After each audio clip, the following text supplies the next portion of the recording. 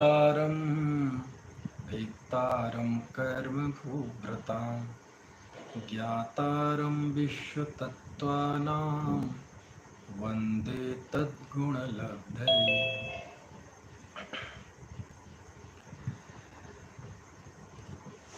तत्वार्थ सूत्र पहला अध्याय श्रुत ज्ञान का स्वरूप चल रहा है। श्रुत ज्ञान का स्वरूप 20वें सूत्र में आया है।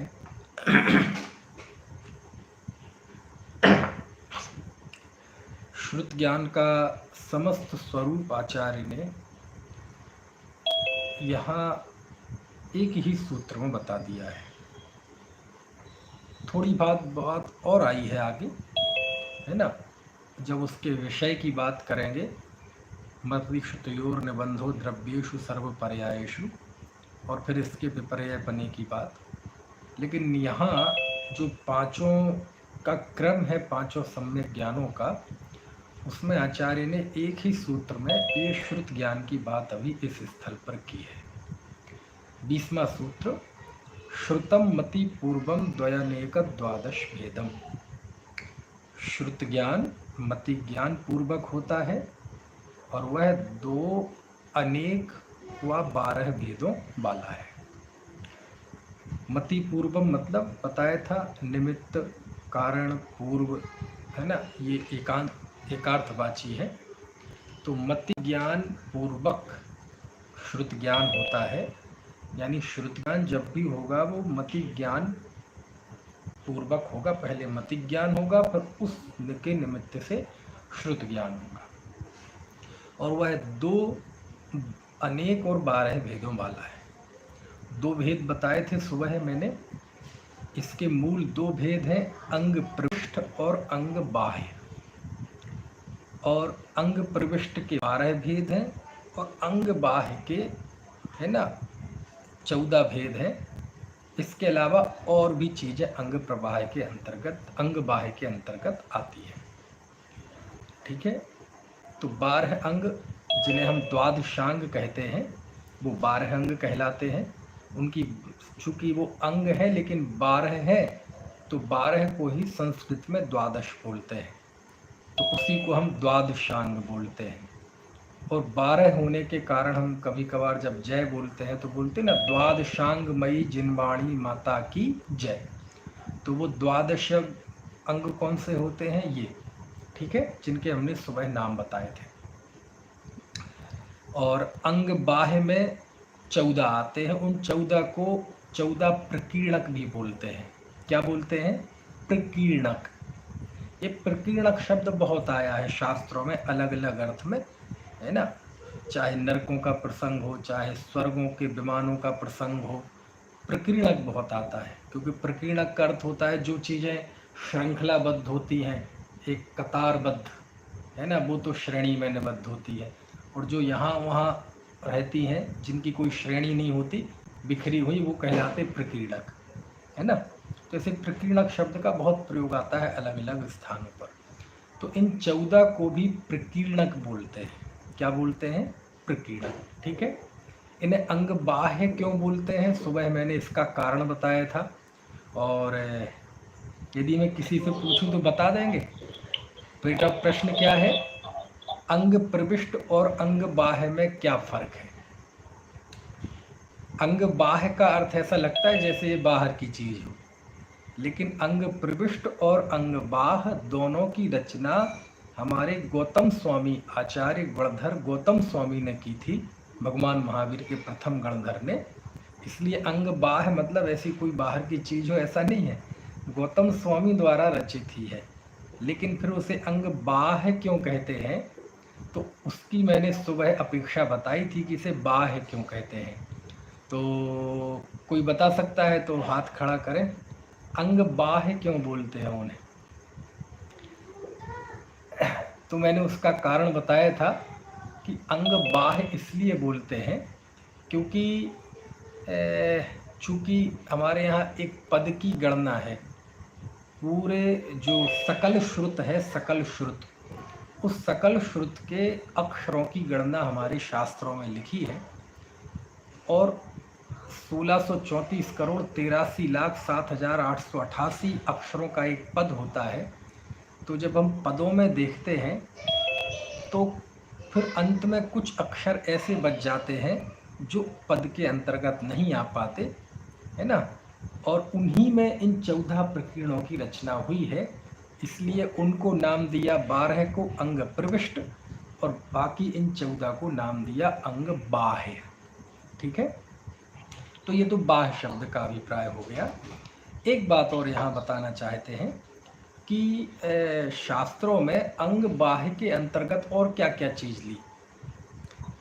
इस युग में सबसे पहले 12 अंगों का, 14 पूर्वों का, इनके अंतर्गत क्या क्या है, ये सारा विषय जो है ये अकलंक स्वामी ने लिखा इसी तत्वार्थ सूत्र की टीका में, इसी सूत्र की टीका में, तत्वार्थ राजवार्तिक ग्रंथ में, है ना। और उसके बाद फिर धवला में आया, फिर तो परंपरा एक बार चल गई तो फिर काफ़ी जगह आया, कई स्थानों पर मिल जाएगा।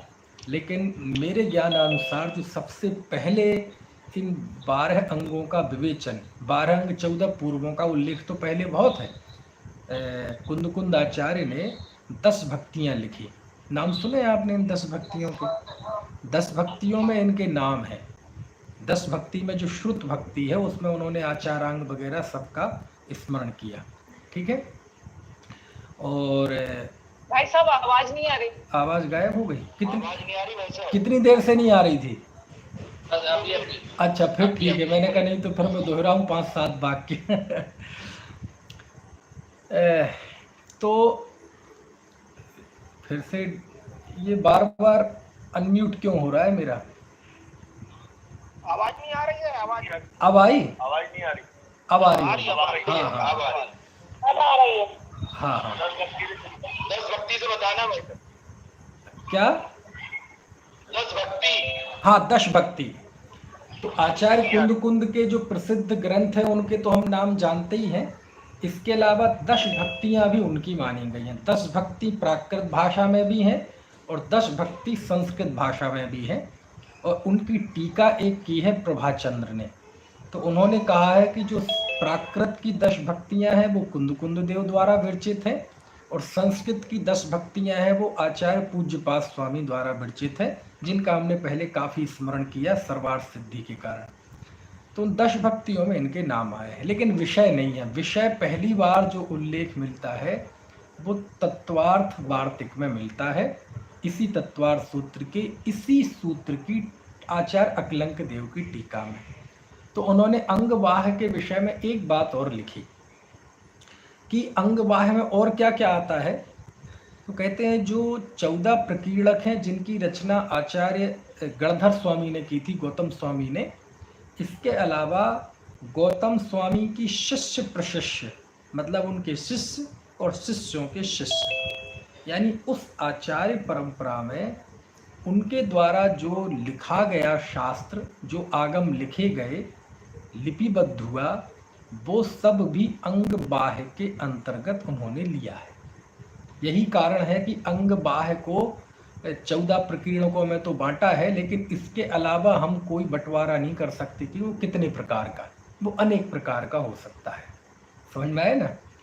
तो अंग बाह्य में आप देखो, जैसे आपको थोड़ा सा इन चीज़ों का बहुत प्राथमिक ज्ञान होना चाहिए अपने जिन धर्म के गौरव को जानने के लिए, अपने जिनागम के गौरव को जानने के लिए, अपने जैनत्व के गौरव को जानने के लिए, है ना। इसलिए मैं थोड़ी सी आपको जानकारी दे रहा हूँ। सूचनाएं क्या है? ये तो हमारा वास्तव में धरोहर है। और अभी श्रुत पंचमी आएगा पर्व, तो उसमें ये सारी चीज़ें उम्मीद की जाती हैं कि सब आपके सामने आएंगी। कि ये जो आरातीय आचार्यों के द्वारा लिखे हुए आगम को अंग बाह्य में शामिल करना, यानी उन शास्त्रों को द्वादशांग जैसा दर्जा देना, ये बहुत बड़ी बात है। ये बहुत बड़ी बात है। समझ में आया ना? ये बहुत बड़ी बात है, ये छोटी बात नहीं है ना। क्यों? यही कारण है कि आप देखेंगे हमारे जो प्राचीन आचार्य हैं, उमा स्वामी आचार्य के विषय में तो बताया ही था मैंने, किन्हीं आचार्यों ने कोई भी रचना करते हुए अपना ज़्यादा परिचय नहीं दिया। समझ में आए ना?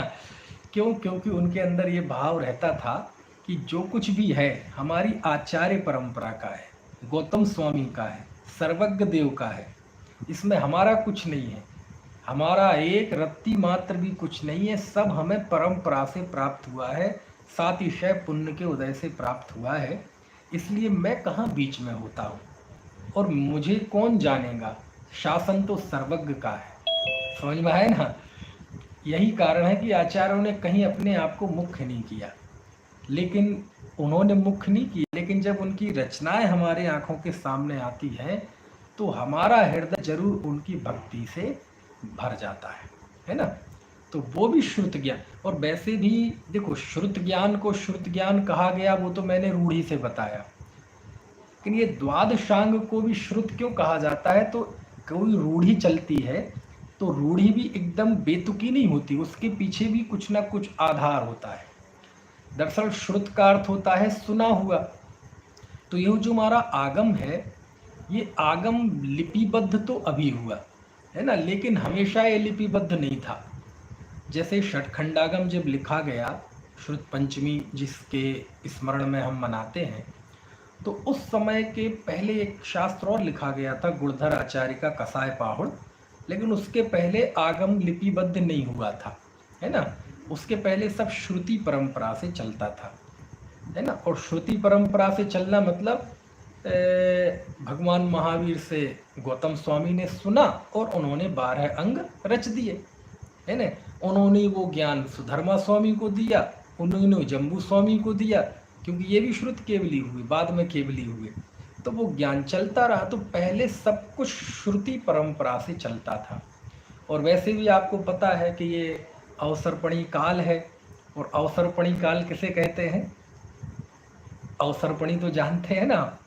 तो अवसर्पणी काल में सब कुछ गिरावट की ओर होता है, सब ह्रासोन्मुख होता है ना? कैसे ह्रासोन्मुख होता है? मनुष्यों, है ना, त्रेंचों की भी, मनुष्यों की आयु, उनकी शक्ति, उनका कद, उनकी काठी, उनकी भोग करने की शक्ति, उनका आत्मबल, उनका मनोबल, है ना, ये सब चीज़ें गिरावट की ओर होती हैं, है ना? आप देखना अंत में जाके, इस युग में अंत में जाके एक फिट का आदमी होगा, समझ में आया ना? और ये सब चीज़ें हमारी आंखों के सामने से गुजर रही हैं, हम खुद देख रहे हैं, है ना? आज से 40-50 साल जो हमसे ज़्यादा उम्र के हैं, है ना, उनसे पूछ लीजिए, आप हमारे सागर से बैठे महेंद्र जी, इनसे पूछ लीजिए, ये बता देंगे कि इनके समय में 10वीं 8वीं आपके साथ के पढ़ने वाले 6-6 फुट के होंगे, और अब एमए और इंजीनियरिंग करने वाले भी 5-5 फीट के होते हैं, इतनी बड़ी बड़ी उम्र के। पहले 8वीं क्लास में इतनी हाइट हो जाती थी, खाने की शक्ति इतनी कि अब तो आज का बच्चा तो जरा सा कुछ खा लिया 3-4 घंटे के लिए फुर्सत। पहले के आदमी की डाइट देखो आप, पैदल चलते 10-12 किलोमीटर चल जाए और उठ ना करें, है ना? अब तो जरा सा जाना हो 200 कदम पे तो एक्टिवा चाहिए, कार चाहिए, महिलाएं हो तो, और वो ना चलाएं तो ई रिक्शा चाहिए। तो बहुत मतलब फ़र्क हमारी आँखों के सामने देखते देखते कितनी चीज़ें गिरावट आ गई, बुद्धि में भी आ गई गिरावट। आप कहेंगे नहीं बुद्धि तो बढ़ गई, नहीं, बुद्धि नहीं बढ़ी, स्मरण रखने की क्षमता बहुत खत्म हो गई लोगों की। जब ये मोबाइल नहीं थे, मोबाइल में फ़ोन डायरी नहीं थी, तो आप उस समय को याद करें, व्यापारियों को सबको 100 नंबर याद रहते थे, लैंडलाइन नंबर, किसी का नंबर पूछो तो वो खुद बता देते थे कि उनका नंबर ये है, उनका नंबर ये है। आज के बच्चे को अपना खुद का नंबर याद नहीं मोबाइल का, और एक कोई पुराना नंबर होगा, पुराने मोबाइल यूज़र होंगे तो एक नंबर याद होगा, दूसरा नंबर तो किसी को याद ही नहीं होगा, और जियो का तो किसी को भी नहीं होगा समझ आए ना? और आपने देखा होगा आजकल मोबाइल की फ़ोन डायरी में दो तरह के नंबर होते हैं, एक मृत और एक जीवित हर आदमी का, जैसे प्रशांत का हमारे पास मोबाइल होगा तो एक प्रशांत नाम से होगा और एक प्रशांत जियो होगा, है ना? तो पहले, अब खुद का नंबर याद नहीं, अब तो सब टच स्क्रीन चाहिए, टच स्क्रीन चाहिए। बच्चों की स्मरण रखने की क्षमता नहीं रही, ज्ञान की पराधीनता बढ़ गई। खैर, तो पुराने समय में जब ये सब बुद्धि अच्छी थी तो सब श्रुति परंपरा से चलता था, सुनते थे याद हो जाता था, सुनते थे याद हो जाता था। और बहुत ज़्यादा दूर भी मत जाइए, अकलंक निकलंक तो अभी 7वीं शताब्दी में हुए ना, यानी षटखंडागम से भी 700 साल बाद, आज से लगभग 1300 साल पहले। तो अकलंक निकलंक की कहानी में आपने सुना होगा, अकलंक स्वामी को एक बार इसमें याद हो जाता था, निकलंक को 2 बार में याद हो जाता था। अंततः वो फिर पूरी कहानी है कि निकलंक को बलिदान देना पड़ा। बहरहाल, तो ये शास्त्र लिपिबद्ध होना ये कोई हमारे ज्ञान, बढ़ते हुए ज्ञान का सूचक नहीं था, ये ज्ञान की हीनता का सूचक था कि श्रुत का विच्छेद हो रहा था, स्मरण रखने की क्षमता खत्म होती जा रही थी, अंग और पूर्वों का ज्ञान विलुप्त होता जा रहा था। तब लिखना पढ़ा, समझ में आए ना? तो लेकिन उस समय वो पढ़ा, लेकिन आज हमारे लिए वो ऐसा वरदान हो गया, समझ में आए ना? यह क्योंकि आवश्यकता आविष्कार की जननी होती है, उस समय आवश्यकता थी तो उन्होंने लिखा। तो आचार्य ने उन शिष्य प्रशिष्य की परंपरा में जो आगम लिखा गया उसे अंग बाह्य की श्रेणी में रखना, ये एक बहुत बड़ा उपक्रम था। क्यों? क्योंकि अंग बाह्य तो गौतम स्वामी के द्वारा रचित थे, समझ में आया ना? लेकिन इनको भी अंग बाह्य कहना, इससे पता चलता है कि आचार्य के मस्तिष्क में, उनके हृदय में आचार्य परंपरा, उनके द्वारा लिपिबद्ध आगम परंपरा है ना, इनका कितना बहुमान था। ठीक है, तो चलो अब मैं अंग बाह्य, अंग प्रविष्ट बता दिया, अंग बाह्य में 14 प्रकीर्णक बता दिए। अभी पूर्व नहीं बताए हैं, पूर्व में बताऊंगा, चिंता मत करो, बताऊंगा, लेकिन थोड़ा समय आने दो। अब अंग बाह्य पे पटरी पे गाड़ी है तो वो बता दो। अंग बाह्य आया कैसे, ये सब टीकाओं में लिखा है। आप ये मत समझना कि मैं विषय से विषयांतर हो जाता हूँ, सब टीकाओं में लिखा है। और टीकाओं में इसलिए लिखा है क्योंकि इस सूत्र में वो चीजें हैं, इसलिए मैं आपको बता पाता हूँ। सूत्र में इतना होता है, तब आचार्य इतना लिखते हैं, तब मैं इतना बताता हूँ। क्या कहा मैंने? सूत्र में इतना होता है, अब वो चित्र देखना पड़ेगा मेरा कितना बता रहा हूँ। इतना होता है, तब आचार्य इतना लिखते हैं, और तब मैं इतना बताता हूँ, है ना?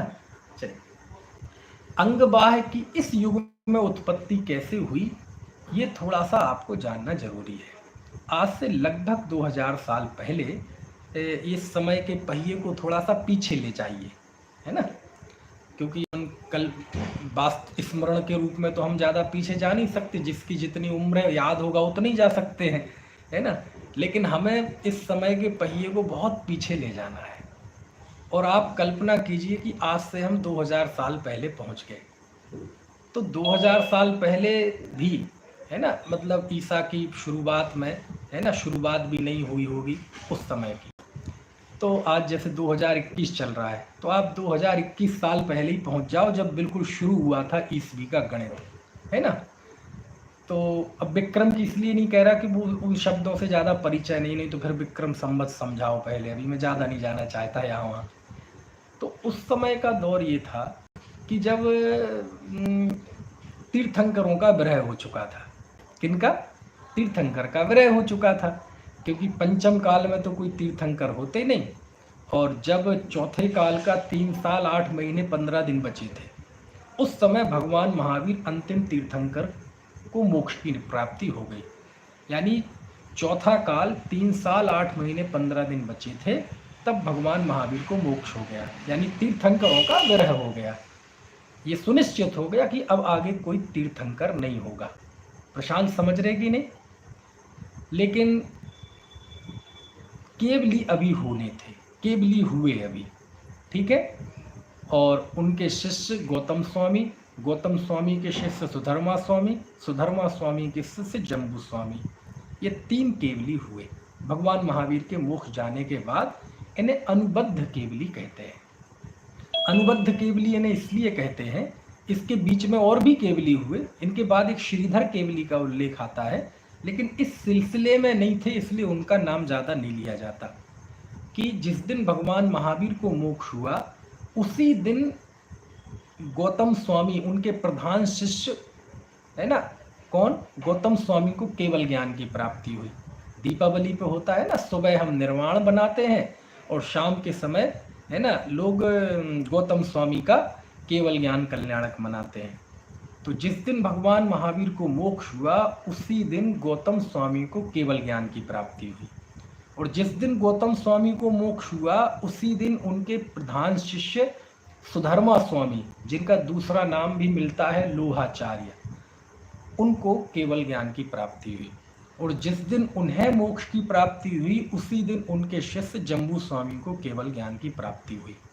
तो इन तीन को कहते हैं अनुबद्ध केवली, मतलब जिनने झंडा गिरने नहीं दिया, दीपक से दीपक जलाए रखा है ना, उस श्रुत परंपरा को बनाए रखा है ना, तो इन्हें कहते हैं अनुबद्ध केवली। तो भगवान महावीर के मोक्ष जाने के 62 सालों में ये 3 अनुबद्ध केवली हुए। ठीक है, तीर्थंकरों का विरह तो पहले ही हो चुका था, इसके बाद ये 3 केवली हुए। लेकिन समय और बदला। मैंने बताया ये अवसर्पणी काल है, इसमें अच्छी अच्छी चीज़ें हमारे हाथ से खिसकती जाती है ना, जैसे अंजुली से पानी रिसता जाता है ना, ऐसे ही जैसे हमारा यौवन क्षण क्षण क्षीण होता जाता है, ऐसे ही अवसर्पणी काल में अच्छी अच्छी चीज़ें हमारे हाथ से खिसकती जाती है। तीर्थंकर विरह, लेकिन केवली थे, लेकिन केवलियों का भी विरह हो गया। ठीक है, तो फिर आगे के 100 साल में 5 श्रुत केवली हुए। विष्णु, नंदीमित्र, गोवर्धन, भद्रबाहु, गोवर्धन, अपराजित और भद्रबाहु, ये 5 श्रुत केवली हुए। श्रुत केवली पहले भी थे, लेकिन अब चूंकि उस समय केवली थे, अब केवली थे तो श्रुत केवलियों का ज्यादा नाम स्मरण नहीं होता है। समझ में आए? और केवली भगवान महावीर के काल में भी थे, लेकिन जब तीर्थंकर कोई हो तो केवलियों का ज्यादा स्मरण नहीं होता। ये तो लोक की परंपरा है ना। समझ में आया ना? ऐसे उदाहरण भी आते हैं कि ये चंद तारे होते हैं, ये होते दिन में भी हैं, लेकिन दिन में सूर्य का प्रकाश इतना तेज होता है कि ये दिखाई नहीं देते, और जब सूर्य डूब जाता है तब पता। अरे ज़्यादा दूर मत जाओ आप, स्ट्रीट लाइट हमारी मान लीजिए रात में जलती है, दिन में जल रही है ना तो किसी का ध्यान भी नहीं जाता, क्योंकि सूर्य की रोशनी में पता ही नहीं चलता जल रही कि नहीं जल रही। और जब सूर्य डूब जाता है, अंधेरा हो जाता है, तब पता चलता है स्ट्रीट लाइट क्या है। स्ट्रीट लाइट के सहारे है ना सारी दुनिया चलती है कई घंटों। और चलो आज तो स्ट्रीट लाइट है, जब स्ट्रीट लाइट नहीं थी, बिजली नहीं थी, तो उस समय पता चलता था कि हाथ पे रखे हुए दीपक की क्या कीमत है। समझ में आया? क्योंकि सूर्य तो एक समय है, सुनिश्चित है, आया चला गया, लेकिन हाथ पे रखे दीपक की कीमत कब पता चलती है? जब वो सूर्य ना हो। समझ में आया ना? है खैर, तो दीपक की इसी है ना महत्व के कारण आचार्यों ने, ज्ञानियों ने अपने शास्त्रों के नाम रखे, न्याय दीपिका। समझ में आया ना? खैर, तो ऐसे ही तीर्थंकर जब थे तो केवलियों का ज्यादा नाम नहीं होता था, लेकिन तीर्थंकर चले गए तो अब तो भैया केवलियों का सहारा है। केवली के समय श्रुत केवली भी थे, लेकिन वो चले गए तो फिर श्रुत केवलियों का ज्यादा नाम। तो ये 5 श्रुत केवली हुए, लेकिन धीरे धीरे उनका भी विरह हो गया। फिर 11 अंग है ना, 11 अंग के ज्ञानी हुए, 10 अंग के ज्ञानी हुए। ऐसे ज्ञान घटता गया, बाकायदा शास्त्रों में सबके नाम लिखे हैं कि 11 अंग के ज्ञानी कितने, 11 अंग 10 पूर्व के ज्ञानी कितने, ऐसे सब नाम लिखे हैं। मुझे स्मरण भी है ना, लेकिन वो बीच में वो स्मरण नहीं रहे तो लिंक कट गई। अभी एक बार मैं देख लूँगा तो मुझे सब स्मरण हो जाएंगे, है ना, लेकिन वो उतने ज़्यादा जान लोगे तो आपको भी स्मरण नहीं रहने वाले, लेकिन केवल आपको थोड़ा सा भाव मतलब चित्त आपका श्रुत में भीगे, इसलिए बता रहा हूँ मैं। और जब भी मौका आता है मैं ये चीज़ें जरूर बताता हूँ, है ना। श्रुत ज्ञान का प्रसंग, श्रुत पंचमी आने वाला है ना। तो उस समय 11 अंग के ज्ञानी हुए, और समय बीता, उनका भी विरह हो गया। 10 अंग के ज्ञानी हुए, और समय बीता 9 अंग के। ऐसे घटता गया ज्ञान, घटता गया। क्यों क्यों घटा ज्ञान? क्यों जी, ज्ञान क्यों घट रहा था अशोक अंकल? अरे क्योंकि काल ऐसा है, अवसरपणी काल है। आप इस काल से ज्यादा उम्मीदें नहीं रखें आप। यदि आप इस युग से बहुत अधिक उम्मीदें रखते हैं तो ये हमारी भोलेपन का सूचक है। अज्ञानता तो नहीं कहता मैं, बात एक ही है, लेकिन भोलेपन का सूचक है। क्योंकि जिस तरह से परिस्थितियां धीरे धीरे बदल रही हैं, युग अवसरपणी काल अपने चरम पे जाता जा रहा है, तो चीजें घरासोन्मुख होंगी। आप सोचो, यद्यपि भावना होती है, ऐसा कोई समय आ जाएगा जल्दी कि बहुत धर्मात्मा हो जाएंगे लोग, सब सम्यक दृष्टि हो जाएंगे, सब जिनवाणी पढ़ने लगेंगे, सब भेदभाव भूल जाएंगे, संतवाद पंथवाद सब भूल जाएंगे, सारे जैनी एक हो जाएंगे, अहिंसा का जय घोष हो जाएगा। यदि आप ऐसा सोचते हैं तो बहुत बड़ी भूल में है। ऐसा नहीं होगा ऐसा कभी नहीं होगा इस युग में, क्योंकि अवसरपणी काल चल रहा है ना। अरे हमारे देखते देखते, हमारी तो छोटी जिंदगी, हमसे भी बड़ी कई उम्र के लोग बैठे हैं। आपने 40-50 साल में ही कितना बदलाव देख लिया होगा, है ना। इसलिए जो इस युग से बहुत अधिक उम्मीदें रखता है वो भी भोला है, और इस युग की इन विसंगतियों को देखकर ज्यादा चिंतित होता है वो भी भोला है। क्या कहा मैंने? 2 बातें कही हैं बहुत महत्वपूर्ण हमारे शेट्टी भाई साहब कौन कौन सी 2 बातें? यदि हम इस युग से ज्यादा उम्मीदें करते हैं तो भी हम भोले हैं, और यदि इस युग की इन विकृतियों को देखकर, विसंगतियों को देखकर यदि हम बहुत अधिक चिंतित होते हैं, देखो चिंतित तो सभी होते हैं, ज्ञानी भी चिंतित होता है, क्योंकि उसके अंदर भी है ना वात्सल्य भाव, प्रभावना भाव, स्थितिकरण, ये सब 8 अंग होते हैं, प्रशम संवेग, तो स्वाभाविक रूप से होता है। लेकिन अति चिंतित हो रहे हैं तो ये आपके भोलेपन की निशानी है, क्योंकि समय ऐसा है। समझ में आया ना? हमें तो यही आश्चर्य लगता है अंकुर भाई कि जिस तरह से समय चल रहा है ये, और शास्त्रों में जो इस समय की इमेज है, ऐसी इमेज है कि जब वो विभीषण गया ना रामचंद्र जी के पास, रामचंद्र जी के खेमे में, तो भाई साथ वालों ने शंका व्यक्त की कि तुम तो दुश्मन के दल से आए हो, दुश्मन के पक्ष से आए हो, हम तुम पे यकीन कैसे करें? यदि तुम्हारे मन में कोई छल हुआ तो तुम तो तहस नहस कर दोगे। तो उस समय विभीषण ने कहा कि यदि मेरे मन में जरा सा भी छल हो तो मैं पंचम काल में पैदा हूं। यानी जैसे हमारे यहाँ कसमें खाते ना, माँ कसम, विद्या कसम, या यूं कहते, देख भाई यदि मैं झूठ बोल रहा हूँ मेरा बेटा मर जाए, मैं अपने बेटे के सर पे कसम, सर पे हाथ रख के कसम खा रहा। ऐसे लिखा कि यदि मेरे मन में छल हो, विभीषण कहता है, तो मैं पंचम काल में मनुष्य हूँ। तो आप समझ सकते हैं कि शास्त्रों में पंचम काल की इमेज क्या है। समझ में आया ना? अच्छा, ईमानदारी से बता रहा हूं, आज से भगवान महावीर के काल में कोई कहता कि ऐसा युग आएगा, पंचम चौथा काल समाप्त होती ज्यों ज्यों ये समय बीतेगा, कि लोग 1-1 इंच की जमीन के लिए भाई भाई को मारेगा, सत्ता के लिए पुत्र पिता को मार देगा, माता पिता को सड़क पे भीख मांगने के लिए छोड़ देंगे, वृद्धाश्रम में छोड़ देंगे, 6-6 महीनों की बच्चियों से गैंग रेप होंगे, सारे रिश्ते तार तार हो जाएंगे, कोई गाड़ी साइड नहीं देगा तो इतने में गोली मार देंगे, सामूहिक नरसंहार होंगे, बिना बात के धर्म के नाम पे कि भगवान खुश होगा इस नाम पे हजारों लोगों को मौत के घाट उतार दे। किसी को यकीन होता कि ऐसा भी होगा? लेकिन आज वो चीजें हमारे आंखों के सामने से निकल रही है। समझ में आए ना?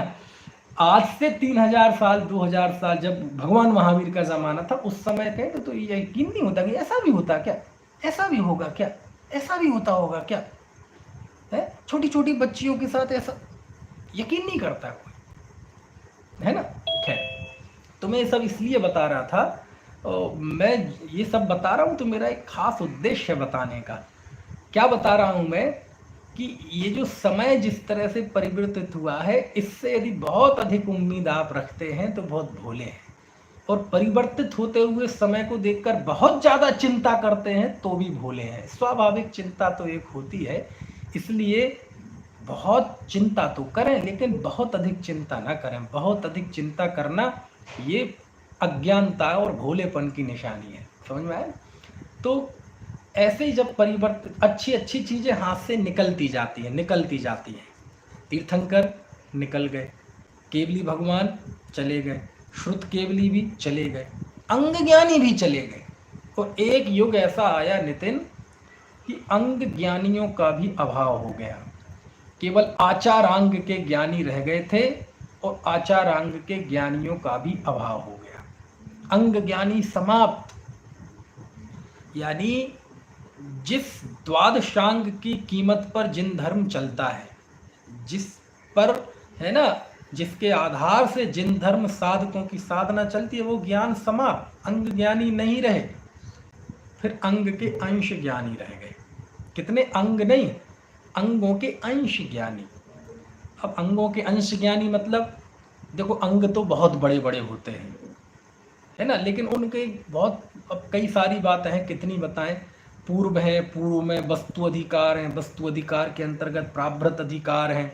तो जैसे ये है ना, मान लीजिए एक पूरा ग्रंथ तत्वार सूत्र है, तत्वार सूत्र मान लो एक अंग है, पहला अंग है आचारांग, तो उसके 10 अध्याय हैं, 10 अध्यायों में अलग अलग सूत्र हैं, फिर एक सूत्र। तो ऐसे अंग नहीं, पूरे तत्वार सूत्र नहीं, एक सूत्र के ज्ञानी रह गए, दृष्टांत दिया, इतने रह गए। और ऐसे ही अंग ज्ञानी थे आचार्य धरसेन स्वामी, ऐसे ही अंगों के अंश ज्ञानी थे आचार्य गुणधर स्वामी। तो ये एक बहुत बड़ी आचार्य के सामने चैलेंज आया, बहुत बड़ी चुनौती प्रस्तुत हुई कि आखिरकार यदि ऐसे ही चलता रहा, ऐसे ही हमारे हाथ से चीज़ें निकलती गईं, तो फिर क्या होगा इस जिन धर्म का, क्या होगा इस तत्व ज्ञान का? कौन बताएगा गुण स्थान, कौन बताएगा मार्गणा स्थान, कौन बताएगा 6 द्रव्य 7 तत्व, कौन बताएगा उत्पाद व्यय द्रव्य? समझ में आया ना? कौन बताएगा 9 पदार्थ, कौन बताएगा इनके विशेष? कैसे पता चलेंगे? पेट से तो सीख के आएंगे नहीं, क्योंकि कोई सम्यक दृष्टि तो यहाँ पैदा होने से रहा। पंचम काल में मिथ्या दृष्टि पैदा होंगे, और मिथ्या दृष्टि में बहुत हीन पुण्य वाले पैदा होंगे। तो जन्म से कोई तीर्थंकर नहीं होना, सम्यक दृष्टि नहीं आएंगे, यहाँ कौन क्या होगा इसका? समझ में आया ना? आप देखो, एक लौकिक बात बताता हूँ। पहले के लोगों को ये मान्यता होती थी कि लड़का हो जाए हमें, आज भी है, तो नहीं हुई, लड़की हुई तो कोई बात नहीं, दूसरा होगा, दूसरी भी लड़की, तीसरा हुआ, तीसरी भी लड़की। लड़के के चक्कर में 15-15 संतानें कर लेते थे लोग। बिमला जी ज्यादा तो नहीं बोल गया मैं, 15 ज्यादा भी होती थी। आप अपने मतलब माता पिता दादा दादी को याद करें, सबसे पूछो 10 से कम किसी की नहीं होंगी। समझ में आए ना? खैर, तो हम ही 4 भाई हैं, हमारे पिताजी 4 भाई 4 बहनें हैं, और ये सब तो वो हैं उस समय जो बचे, जो नहीं बचे उनकी गिनती पता नहीं कितनी है, और उनके पहले तो कहने का आशा ये है कि किसी से पूछो तुमने 10-10 12-12 लड़कियां पैदा हो गई, अभी भी करते जा रहे हो, तो मालूम क्या जवाब होता था? सुनना, जवाब सुनना विनीत जी, मालूम क्या कहते थे वो? भाई एक लड़का तो चाहिए। क्यों, क्या करोगे लड़के का? तो क्या जवाब होता था? वंश चलाने के लिए। वंश, जैसे बड़ा तुम्हारा कोई नाथ वंश हो, इक्ष्वाकु वंश हो, कोई विक्रमादित्य का वंश हो, कोई चंद्रगुप्त मौर्य का वंश हो, पता नहीं कौन सा वंश चलाना है। और इनके वंश में जाके देखोगे तो कई के ऐसी प्रवृत्तियां मिलेगी कि लोक में बताया जाए तो कहेगा इनका तो वंश ना ही चले तो बढ़िया है, ये डीएनए ना चले तो बढ़िया है। लेकिन नहीं, हर आदमी को रहता था मेरा वंश चले, मेरा वंश चले। तो अज्ञानी को मतलब जरा सी चीज, अरे दुनिया में कितने सबके वंशों के नाम सुन लो ना, ऐसे ऐसे वंशों के नाम निकलेंगे। आदमियों के नाम पे तो नाम नहीं निकलेंगे वंशों के, पशुओं के नाम पे, पक्षियों के नाम पे, है ना। जंगली जानवरों के नाम पे तो वंशों के नाम निकलते हैं, राक्षस वंश, बताओ। है नाहर वंश, नाहर मतलब शेर, शेर बड़ा शेर होता है एक प्रजाति, नाहर वंश है, ऐसे ऐसे। खैर, तो वंश वंश चलना चाहिए साहब, वंश। और वंश के लिए मरा जाता है ना, भले ही बच्चे भीख मांगे, मरा जाता है, वंश चलना चाहिए, वंश वंश। तो जब हम लौकिक पुरुषों को, जिस वंश की कोई विसात नहीं है, इन वंशों का, तुम्हारे जिन वंशों को तुम वंश मानते हो शास्त्रों में नाम ही नहीं है, जो हमारे यहाँ योनि और कुल बताए हैं, उस दृष्टि से तो इनकी कहीं सत्ता ही नहीं ठहरती। और जो जाति कही गई है, 1 इंद्री 2 इंद्री 3 इंद्री 4 इंद्री 5 इंद्री, उस हिसाब से कुत्ता बिल्ली भी हमारी जाति का है। तो जिस वंश की कोई विसात नहीं, कोई वजूद नहीं, कोई अस्तित्व नहीं, कोई ऐसा झंडे नहीं गाड़ दिए कि उस वंश ने कोई इतिहास रच दिया हो, कोई नहीं जानता, कीड़े मकोड़ों के भाव है वंश। लेकिन हाँ, वंश चलना चाहिए साहब, वंश चलना चाहिए। तो ये रागी जीवों का ऐसा राग नाचता है कि वंश चलाने के लिए हम कुछ भी करने के लिए तैयार हैं। तो आप सोचो, बीतरागियों को भी एक चिंता हुई, हमारे आचार्यों को भी चिंता हुई। स्वाति जी, क्या चिंता हुई बेटा? ऐषणा, क्या चिंता हुई? वंश चलाने की। कौन सा वंश? आचार्यों का अपना कोई वंश था क्या? हाँ था ना वंश। कौन सा वंश? कौन सा वंश था? कौन सा वंश था?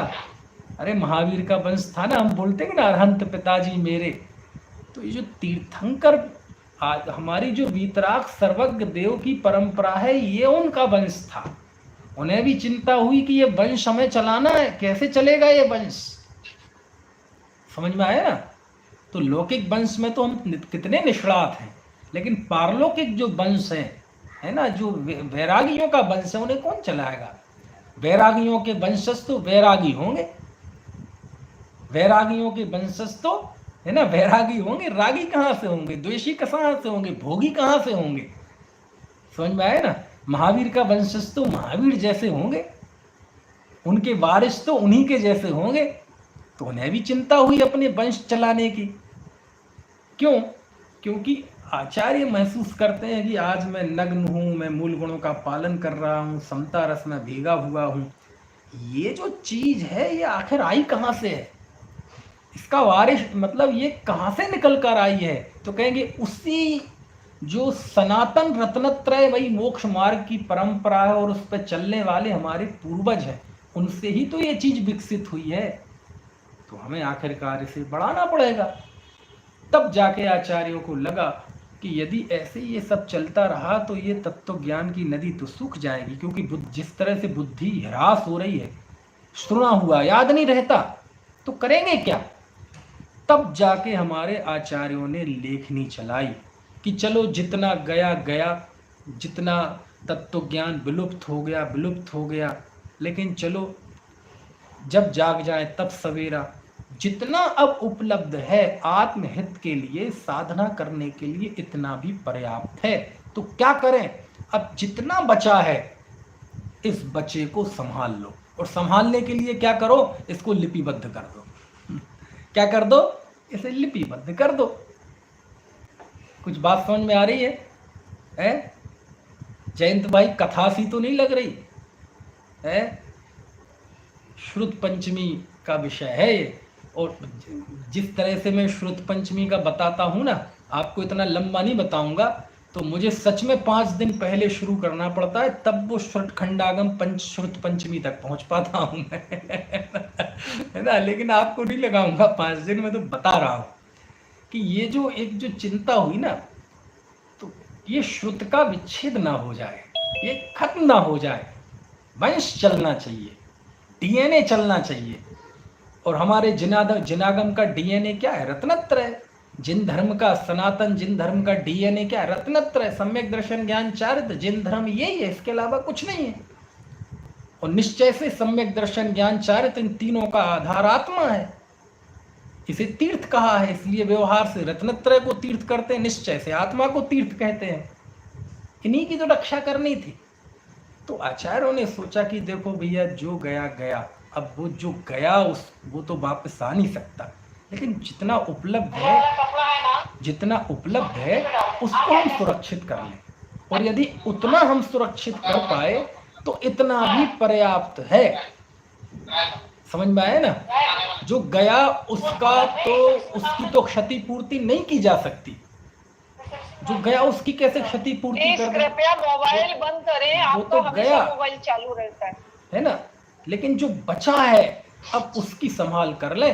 तब जाके उन्होंने फिर शास्त्रों को लिपिबद्ध करना शुरू किया, और हमारे यहाँ बहुत देर से लिपिबद्ध हुए शास्त्र।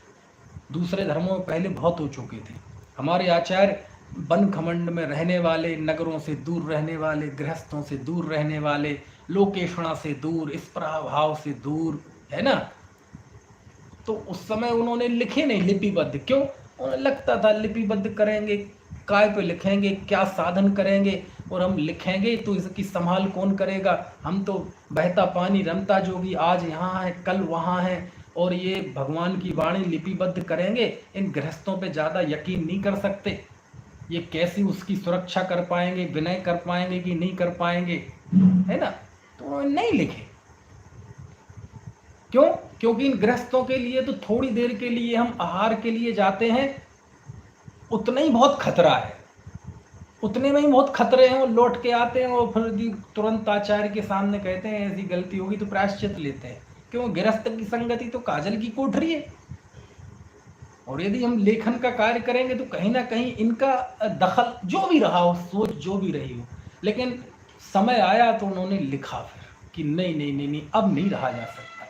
तो फिर उन्होंने जिनवाणी के लेखन मतलब लिपिबद्ध करना प्रारंभ किया, और वो लिपिबद्ध चूंकि यदि षटखंडागम भूतबली पुष्पदंत आचार्य लिखते हैं तो वो ये कतई नहीं मानते कि जो लिख रहा हूं ये मेरे घर का है।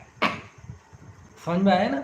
यदि गुणधर आचार्य ने कसाय पाहुड़ लिखा तो वो कतई ये नहीं मानते कि जो मैं लिख रहा हूं ये मेरे घर की चीज है। कुंद देव ने यदि 84 ग्रंथों की रचना की, उल्लेख आते हैं, भले ही आज उपलब्ध नहीं है, तो वो कतई ये नहीं मानते कि मैंने लिखा है, मैंने उत्पन्न किया है इसको।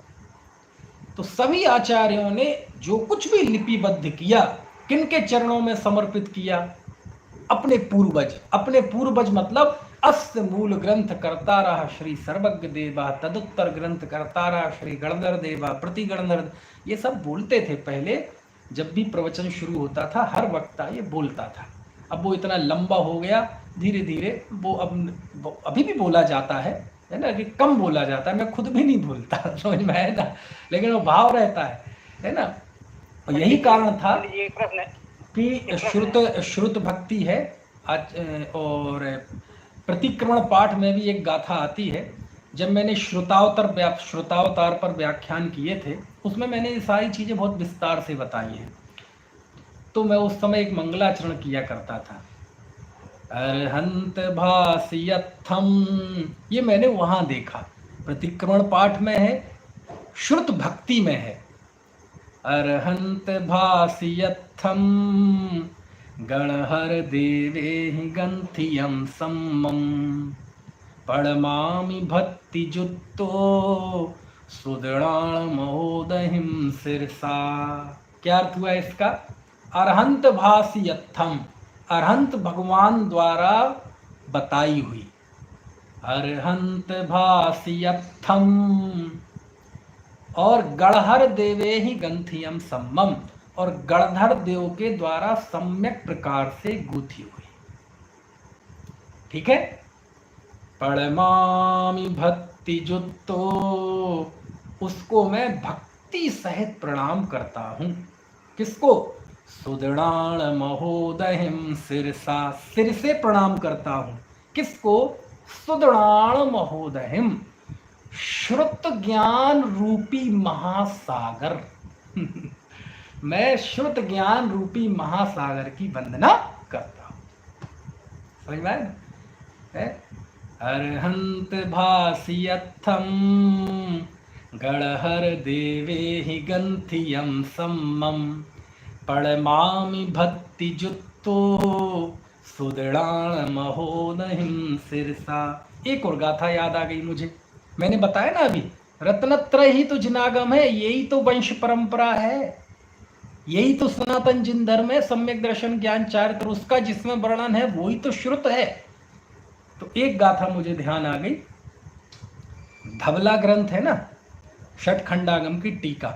तो जब धवला की शुरुआत होती है तो आचार्य ने पांच गाथाएं, उसमें उन्होंने मंगलाचरण किया, सिद्धों की वंदना की, श्रुत देवता की वंदना की, धरसेन स्वामी की वंदना की, भूतबली पुष्पदंताचार्य की वंदना की, ऐसा लंबा है मंगलाचरण। तो उसमें उन्होंने जिनवाणी की वंदना की, और जिनवाणी को कहा श्रुत देवता। क्या कहा? श्रुत देवता।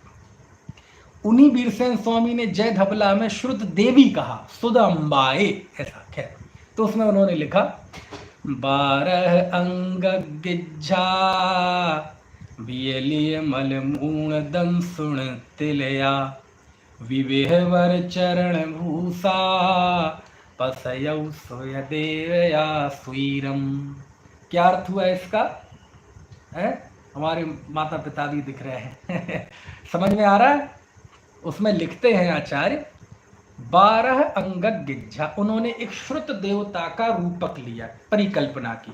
ऐसा कोई हमारे यहाँ देवता या श्रुत देवी ऐसी नहीं होती, परिकल्पना कि 12 अंग गिज्झा, 12 अंगों से गुथा हुआ है ना, जैसे हमारी हड्डियों से हमारा शरीर बना है ना, तो जो श्रुत देवता है वो 12 अंगों से गुथित है। 12 अंग गिज्झा, 12 अंग मतलब जो हमने बताए थे, है ना, जो सूत्र में आए हैं 12। 12 अंग गिज्झा बियले मलमूण दन सुण तिलया, और विविध प्रकार के, है ना, दर्शन के मल मतलब मिथ्यात्व मल, उनसे रहित सम्यक दर्शन रूपी माथे पे तिलक है। समझ में आए ना? निर्दोष सम्यक दर्शन का जिसके माथे पे तिलक है, 12 अंगों से जिसका शरीर बना हुआ है, और विवेहवर चरण भूसा, और विविध प्रकार का आचरण जिसके आभूषण हैं, विविध प्रकार का चारित्र, आचरण मतलब चारित्र, यानी चारित्र रूपी आभूषण से जो शोभायमान है। ठीक है, तीनों ही आ गए, सम्यक दर्शन, सम्यक ज्ञान, सम्यक चारित्र। 12 अंग गिज्झा मतलब सम्यक ज्ञान, विवेह मल दन सुण तिलया, है ना, सम्यक दर्शन रूपी तिलक से रहित, विविध प्रकार के मलों से रहित, सम्यक दर्शन रूपी तिलक से तिलकित सम्यक दर्शन, और विवेह चरण भूसा मतलब चारित्र। ठीक है, ऐसा श्रुत देवता है। श्रुत देवता में तीनों लिए, सम्यक दर्शन, सम्यक ज्ञान, सम्यक चारित्र है। 12 अंग गिज्झा बियलिय मलमूल दन सुण तिलया विवेहवर चरण भूसा पसयौ सोय देवया सुईरम। ऐसा श्रुत देवता हमेशा प्रसन्न रहे। ये मतलब जयवंत वर्ते, इस जयवंत वर्ते ही वही भाव है, लेकिन उस भाव को इस अंदाज में उन्होंने लिखा, ऐसा श्रुत देवता प्रसन्न रहे। प्रसन्न रहे मतलब श्रुत देवता कोई व्यक्ति है वो खुश रहे, उसका मूड अच्छा रहे प्रसन्न रहे मतलब उसकी रश्मियाँ, उसका प्रकाश, उस श्रुत देवता के व्यक्तित्व का तेज, उसके इन अंगों से निकलने वाली प्रेरणाएं, ये दिग दिगंत तक और इस युग के अंत तक चलती रहें। बस इसी का नाम है पसयौ स्वे देवया सुईरम। समझ में आया ना? ऐसा श्रुत देवता प्रसन्न। तो उस समय जो उस मनोभूमि में आचार्य ने फिर शास्त्रों की रचना की कि जितना उपलब्ध है कम से कम उतना वो रह जाए। यही कारण है कि अकलंक देव को इतना बहुमान आया, इतना बहुमान आया। वो लिखते हैं कि गणधर आचार्य के शिष्यों प्रशिष्यों के द्वारा भव्य जीवों के कल्याण के लिए जो भी शास्त्र लिखे गए वो सब भी अंगबाह्य हैं। क्यों? क्योंकि इसमें भाषा बदल गई। प्रस्तुतिकरण बदल गया, लेकिन उसमें जो माल है वो माल तो वो ही है जो गणधर आचार्य ने जिसकी रचना की थी और सर्वज्ञ भगवान ने जो बताया था, है ना। इस तरह वो अंग बाह्य है। कुछ बात समझ में आ रही है कि नहीं, है ना। तो आज तो पूरा व्याख्यान समय हो गया, भक्ति में ही निकल गया, है ना है ना संजय जी, समझ में आ रही है बात। तो चलो अभी समय हो गया है। तो इस तरह मैंने अंग बाह्य की उत्पत्ति कैसे हुई, है ना, और अंग बाह्य के दो अर्थ, एक वो जो जिसकी रचना गणधर स्वामी ने की थी और एक वो जो उनके शिष्यों प्रशिष्यों ने की थी, ये दोनों अंग बाह्य कहे जाते हैं। और इस अंग बाह्य का भी वही दर्जा है जो गौतम स्वामी ने जिस अंग बाह्य की थी। क्यों? क्योंकि ब्रांड वही है, माल वही है, बस शब्द बदले हैं, प्रस्तुतिकरण बदला है। बस इस सबको बात को समझाने के लिए मैंने ये श्रुत ज्ञान के विषय में ये चर्चा करने का मेरा मन हुआ, इसलिए भी मैंने बताया। आपका मन होगा तो मैं ये द्वादशांग का विषय भी बताऊंगा, लेकिन बताऊंगा कि नहीं अभी मैंने सुनिश्चित नहीं कर रखा है। यदि आपका मन हो तो आप मुझे बता देना, आप व्हाट्सएप पर लिख देना कुछ भी कि बताइए। ज़्यादा लोग कहेंगे कि हाँ बता दीजिए द्वादशांग में क्या क्या है, लिखा है ना, द्वयनेक द्वादश भेदम, दो अनेक द्वादश भेद हैं। तो इन 12 अंगों का विषय क्या है ये संक्षेप में मैं बता सकता हूँ। आप कहेंगे तो बताऊंगा, नहीं तो नहीं बताऊंगा, है ना। तो अभी का समय हो गया है ना, बताइएगा भाई साहब। नहीं अभी तो अच्छा बताऊंगा। चलो बिमला जी तो तैयार है हर काम के लिए उन्हें तो उत्कंठा रहती है कि नहीं बताओ बताओ बताओ, है ना। भाई साहब आज आपने जो सठखंडागम का मंगलेचरण का अर्थ बताया ना, उसमें आनंद आ गया, क्योंकि मैं पढ़ती हूँ पर अर्थ नहीं समझ आता था। अच्छा अच्छा अच्छा, चलिए बहुत खुशी की बात है, बहुत अच्छा है। आप मनीष जी आप तो नहीं सोचिए, जो आपको विकल्प आता है उसकी पूर्ति कीजिए।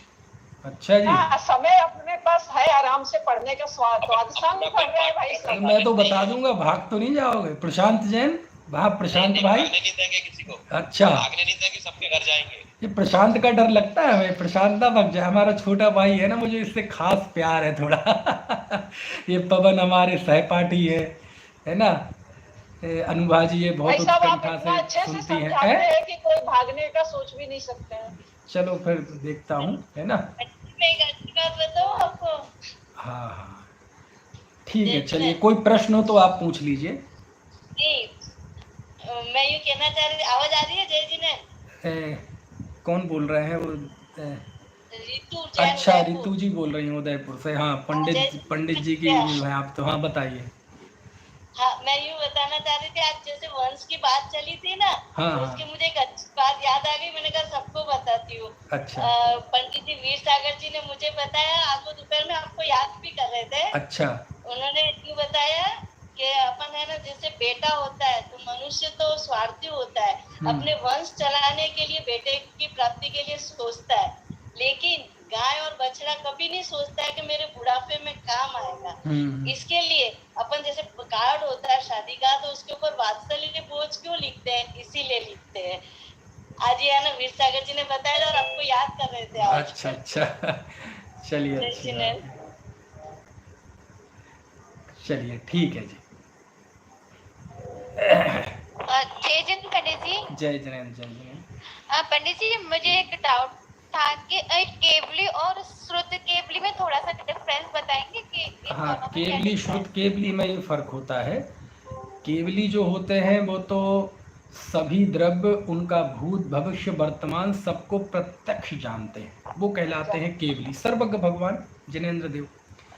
श्रुत केवली वो कहलाते हैं कि गौतम स्वामी ने जिन 12 अंगों की, मतलब जो पूरे सकल श्रुत की रचना की थी, उसका पूरा ज्ञान जिसे होता है वो कहलाते हैं श्रुत केवली। ठीक है। और ये श्रुत केवली ये भी एक रिद्धि है, जो 64 प्रकार की रिद्धि में बीज रिद्धि है ना, तो बीज रिद्धि के अंतर्गत 11 अंग 14 पूर्व, यानी ये एक रिद्धि है। तो यानी ये जैसे मति ज्ञान श्रुत ज्ञान है, दोनों परोक्ष ज्ञान है, तो ज्ञान की सर्वोत्कृष्ट अवस्था केवल ज्ञान है, और श्रुत ज्ञान मतलब क्षयोपशम श्रुत ज्ञान की सर्वोत्कृष्ट अवस्था श्रुत केवली है ना। तो श्रुत केवली परोक्ष होते हैं, केवल ज्ञानी प्रत्यक्ष होते हैं। तो गौतम स्वामी ने, यानी हमेशा काल में, इस काल में गौतम स्वामी, इसलिए गौतम स्वामी का नाम ले रहा हूं मैं। तो गणधर आचार्य जिसकी रचना करते हैं उसका पूरा ज्ञान जिसे होता है वह जीव श्रुत केवली कहलाता है ना। धन्यवाद पंडित जी। जिसमें बताई यह अनंत